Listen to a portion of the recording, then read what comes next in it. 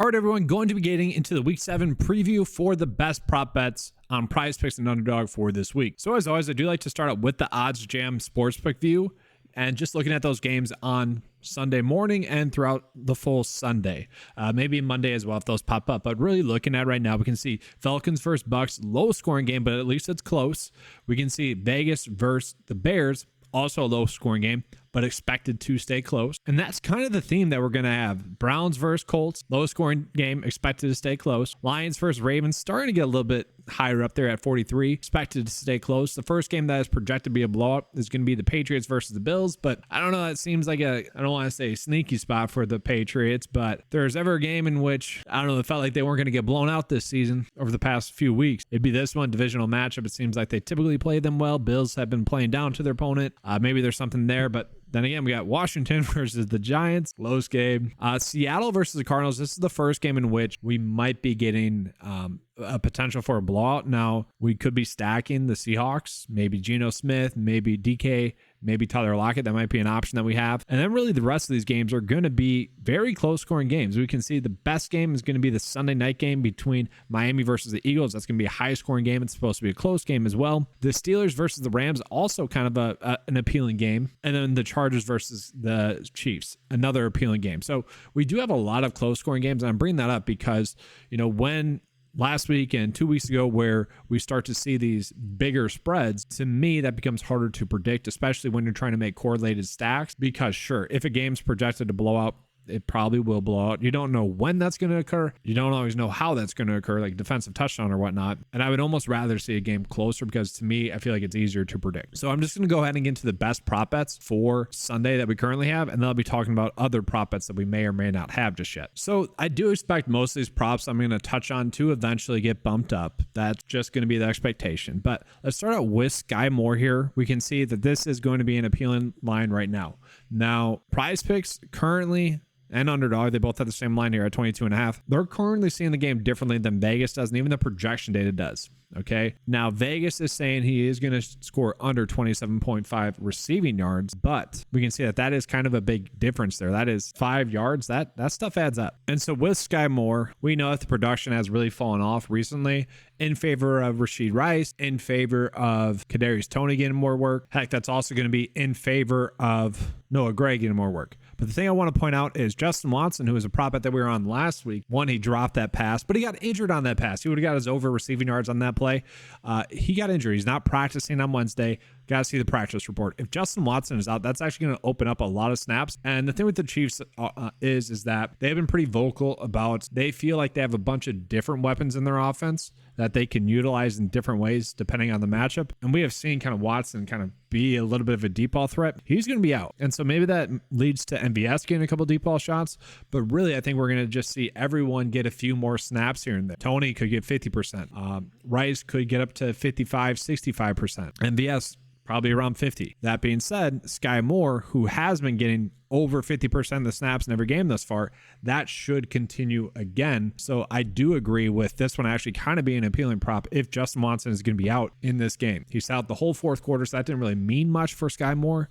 But if you give him a few more snaps, we might see closer to this production that he had at the beginning of the season. And it's going to be a pretty appealing matchup. Besides Minnesota and Denver, this is going to be their best matchup, especially if it's going to be a shootout and a close scoring game. So from there, Russell Wilson with his rush yards, I don't think I want to touch it, guys. We have been seeing Russ pull the football and rushing it a lot more this season, which is great. That's good for his fantasy production. It's just kind of fluky. You don't know how many yards it's going to be. I don't trust it at that high of a number. Another interesting prop is going to be White for under 3 receptions. Now we can see at 3.5, the average Vegas line has it set at 3.5, but they're heavily favoring the under there. But when we look at White's game log, and it's not going to improve just yet as well, but he has had such a difficult schedule, really. Minnesota kind of easier, but first game of the year, kind of gave him a pass. I thought he looked terrible in that game. Against Chicago, he looked better. And then these last few games, more difficult matchups. That's going to be the same case again this week against the Falcons. The one interesting thing, though, is that Baker did play kind of poorly.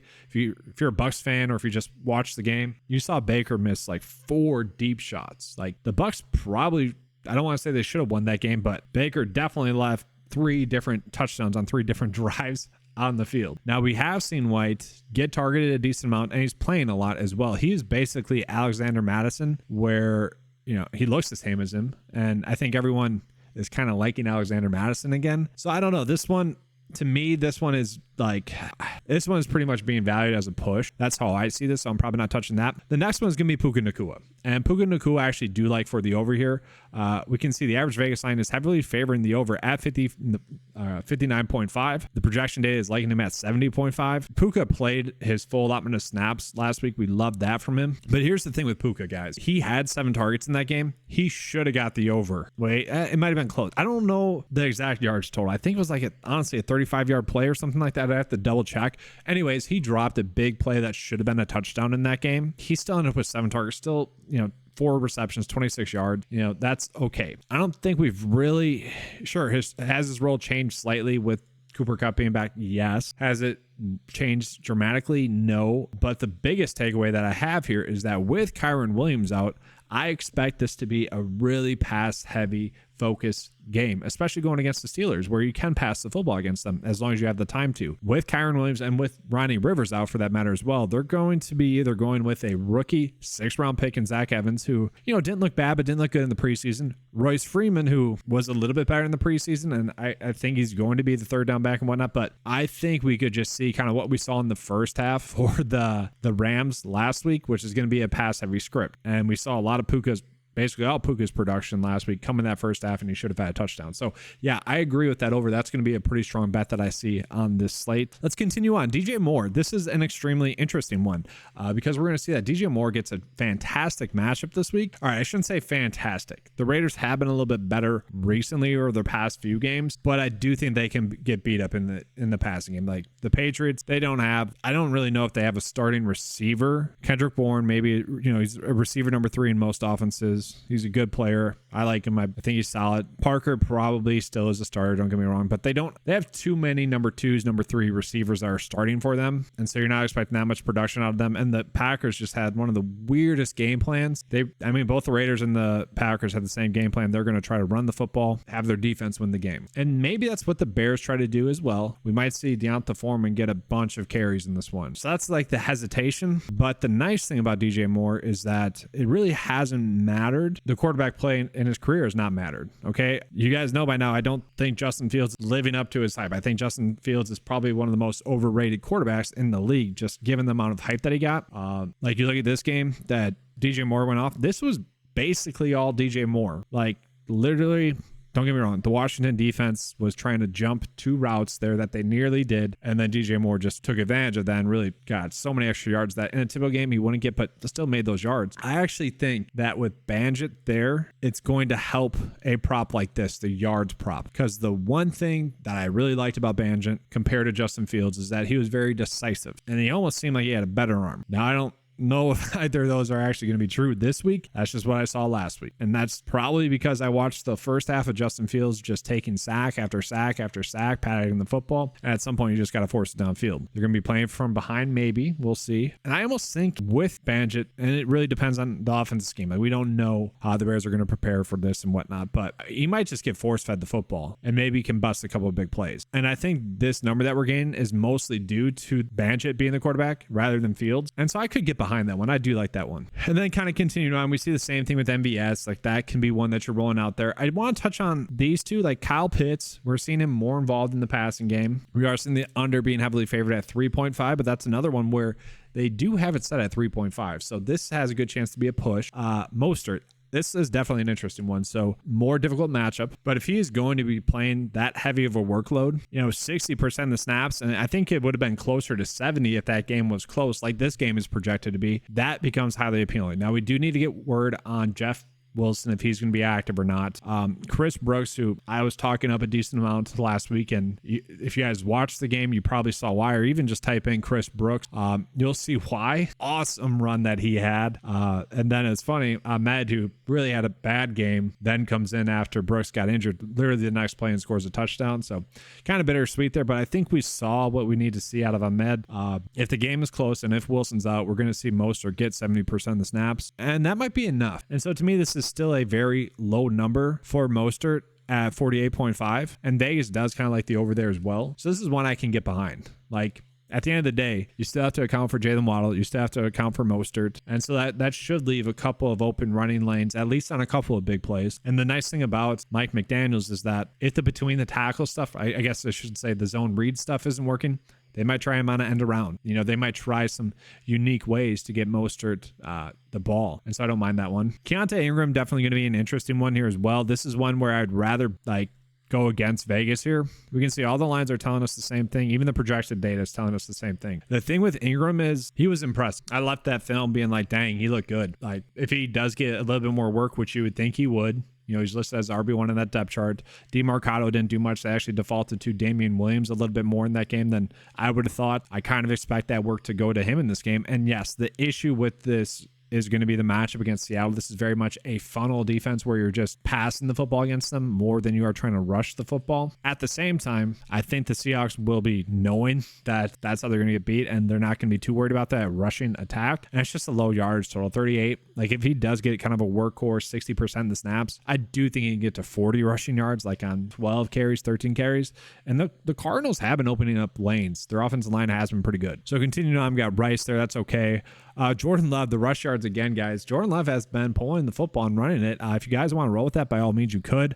Jalen Waddle, if you don't go with the Mostert one, maybe you go with this one. Tyler Algier, I'm sick of him. I'm just not touching on that. And so I kind of went through all the props that are here for PrizePicks. Let me just take a quick peek at Underdog, and that'll give you guys my thoughts on the slate with the props that are available on PrizePicks. So for Underdog, it's going to be more of the same stuff. Kadarius Toney's definitely an interesting one. I would say, you know, on PrizePicks, if you want to bet the over there, you could. We do see the under is kind of being heavily favored here at 28.5. I don't know. I think he's going to get more snaps, especially if Justin Wilson is out. And then we're just seeing more of the same props that are popping up here. So let's just go ahead and get into the PrizePicks sheet so I can go over the ones that I want to call out, the ones that I think are going to be the best ones for the slate. And then obviously we can make adjustments as the week goes on. So I do want to start out with the Green Bay Packers. I'm sorry, guys. It's the team I know. So I want to talk about them because I know. Let's start with Jordan Love. Jordan Love had a terrible game. We know that. The offense as a whole had a terrible game. I know that like the general public and people that even are big football fans, they don't watch the Packers all the time. I get that. So when they watch the primetime games and see the offense struggling, they just automatically assume, oh, Jordan Love's bad. Oh, Matt LaFleur is doing terrible. These rookie receivers are bad, which is fine. What I see it as someone that has been watching the Packers and Matt LaFleur for the past, whatever years now, I see a lot of mistakes on first down. I see a lot of mistakes on second down. I see throughout the season, Jordan Love having to bail out the offense on 3rd and 10, 3rd and 7, 4th and 5, 4th and 2. And that just, you can't sustain that stuff. And I thought coming off of a mini bye last week that they would have been a little bit more prepared, that those mistakes would be cleaned up. And no, that did not happen. Now you're coming in off of another bye. You get another seemingly great matchup against Denver. And maybe the Raiders are just a little bit better than everyone thought defensively.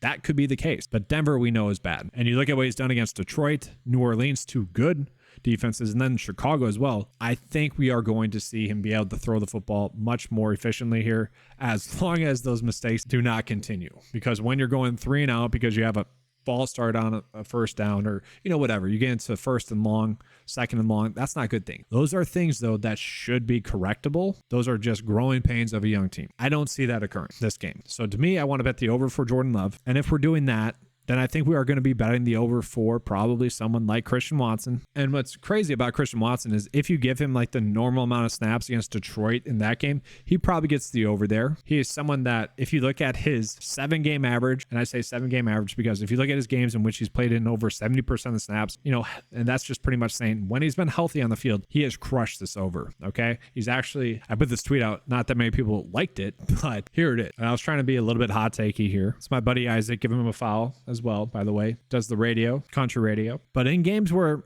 Watson has been healthy, playing in over 70% of snaps, he has averaged 17.4 fantasy points and a half-point PPR.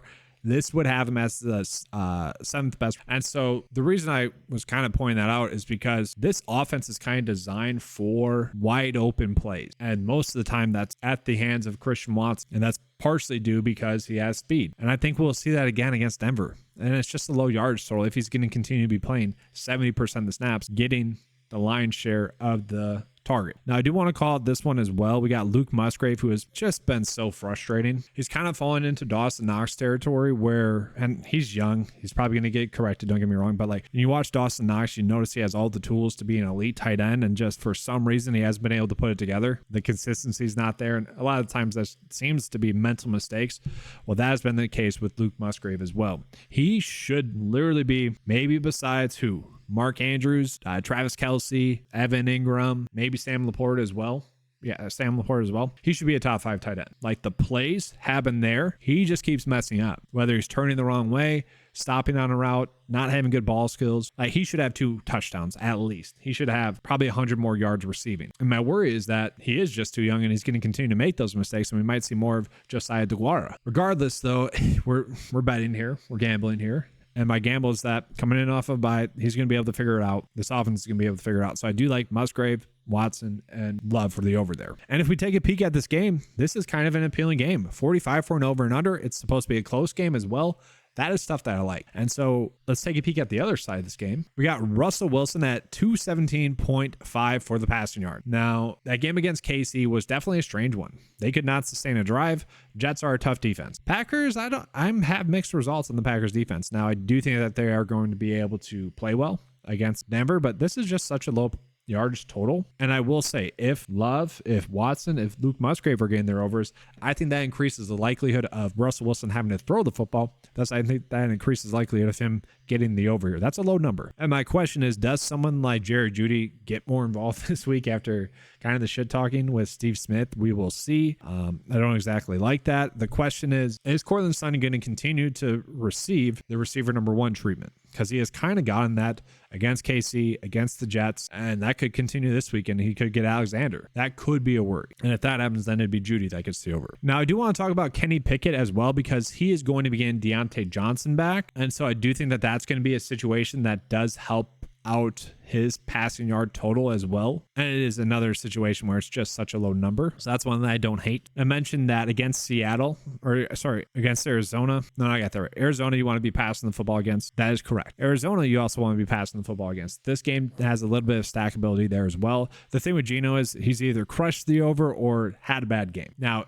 given the matchup, I do think that there's a stronger likelihood that he gets DK involved. He gets Tyler Lockett involved. I don't mind the idea of running out a stack there as well. And so I mentioned Deontay Johnson. I don't know. I feel like we still want to do some sort of reception prop here. We got to see the news on him as well. Is he going to be ready to go in this game? But it did seem like he was going to have a breakout year this year. And if he is 100%, this is a low yardage total for him as well. Like, I don't mind the idea of a Kenny Pickett, Deontay Johnson stack here. I do want to call it Tutu Atwell, as this could be a good prop. And the only worry that I have is they might actually use him a little bit more in the running game, honestly, because, his speed, they might, how like Miami kind of uses Tyreek Hill to get in some carries out of the backfield, motions them into the backfield, might do a little pitch out to him and whatnot, little stuff like that. Rondale Moore for the Arizona Cardinals, we saw that 2 weeks ago. Little things like that. We could see that with Tutu Atwell this week. Like, I think McVay is going to get creative and use him in that way. That might lead to a swing pass out to him. Given the amount of snaps that Tutu Atwell has been playing, even with Cooper Cutback, it's been like 80% of the snaps. This seems like a very low yardage total. I bring up the game against Philly here. He should have had a touchdown, a big play touchdown in that game. Matthew Stafford just missed him. And it's not like it was an extremely difficult throw, but it was a little bit more tough. More times than I would say 7 out of 10. Stafford does make that play. And so to me, in this game where I do think it's going to be a more pass-heavy script, I like this one. Like, if they're going to be throwing the ball 50 times or so, like I kind of think they will, Tutu Atwell should be able to crush that over. And then from there, I don't know if I really want to be targeting any of these other ones. I will say George Kittle, if CMC is out and if Deebo Samuel are both out, then George Kittle becomes much more appealing. Like, I would assume he would crush that. Reception prop-wise, I don't know if I really like any of them. I will say Josh Palmer, we saw the big game that he had there taken away from just weird down the field penalties, illegal man down the field, where the blocker didn't need to do that. Like, they were kind of quick plays. He literally had like 3 receptions and a touchdown called back. I would say this one has a good chance to be a push, but if it's going to be a shootout, unlike the Dallas game was, even though it's supposed to be, then I do think that there's a good chance that he gets over 4, but this does have a great chance to be a push. The game against Las Vegas was the first game in which he came back, or what he was the receiver number 2 in that offense, had 2 drops in that game, should have had the over or at least a push there. So I do think there's a good chance Palmer does get 4 receptions in that game. It's just a matter or not of if he gets the over there. And guys, that's kind of going to be it for this video. I'll show you guys my favorite bets right now for week 7. I will be coming out with a Saturday video that goes more into detail of the specific bets I'll be running out. This is just to give us a good indication, a good starting point for week 7. Maybe we can potentially get an edge on PrizePicks and Underdog. So what I would obviously recommend doing is that we are going to run out the 3 really good EV bets that we have. Puka for over his receiving yards, DJ Moore for over his receiving yards, and Skyy Moore for over his receiving yards. Those are the 3 best bets currently. And then what I would do is I would go ahead and stack it then with maybe 3 other bets that I like. For instance, I'm using the Packer example. I touched on that one the most. I like that as a good over stacking opportunity for us. Want to mention a couple of other things we could do here as well. So here's another slip of kind of my favorite stacking opportunities that we have. Puka, we're still taking that good EV bet, but I do think Tutu Atwell has a good chance to get the over receiving yards in this game. I would prefer to do Matthew Stafford for over passing attempts. We don't have that prop just yet. If it comes out, then we can run with that. And then you could still run out the Packer stack if you guys want to. If you guys don't want to, or if you're just like, no, they look too bad, I need to wait and see. I need to see them look good again. That's fine. I get it. That's why I talked through the slate. That's why I gave a bunch of other props as well. This is just kind of a starting point for week 7. I don't feel like we need to go gung-ho with any of these ones just yet. That's going to be all for this video. Hopefully you guys enjoyed the coverage. If you did, make sure to give a like and subscribe. Let's have a good week 7. And as always, let's keep cashing.